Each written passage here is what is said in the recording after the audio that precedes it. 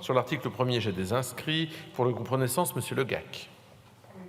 Président, quelques mots pour dire donc que cette proposition de loi inscrit dans le Code de l'éducation que la rémunération des AESH durant la pause méridienne, durant la pause déjeuner, sera désormais assurée par l'État comme elle est durant le temps scolaire.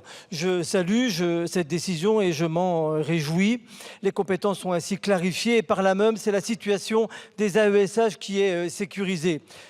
D'une part, mais aussi les enfants en situation de handicap qui sont rassurés, ainsi que leurs familles, quant à la prise en charge de cette pause méridienne. La décision du Conseil d'État du 20 novembre 2020 avait créé en effet le trouble partout en France sur la question du financement des AESH en dégageant l'éducation nationale, dont l'État, de toute obligation de leur financement en dehors du temps scolaire.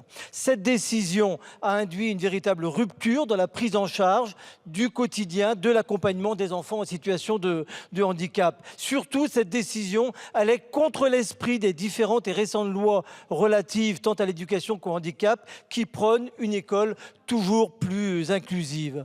Dans mon département, le Finistère, ce sont pas moins de 6 645 élèves qui ont reçu cette année une notification de la MDPH. Et le nombre d'équivalents temps plein à AESH est aujourd'hui de 1538, dont 123 équivalents temps plein d'AESH qui sont directement concernés par cette décision de prise en charge méridienne. Donc vous le voyez, ce n'est pas anecdotique et je tenais donc à défendre cet article qui vise encore une fois à garantir le bien-être des enfants, de leurs familles, à renforcer le rôle des AESH et à garantir l'égalité de traitement pour tous les enfants, qu'ils soient scolarisés dans le secteur public comme le secteur privé.